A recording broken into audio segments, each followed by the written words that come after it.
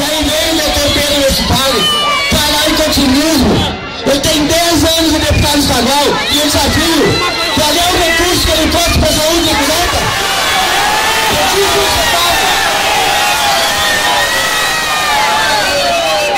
Nós temos apenas 8 anos de administração e já fizemos tudo isso. 8 anos e fizemos tudo isso. E aí, eles querem falar em continuismo. O vice entregou em mãos para o doutor Pedro Westphalen, quando era líder do governo Ieda. 2 projetos.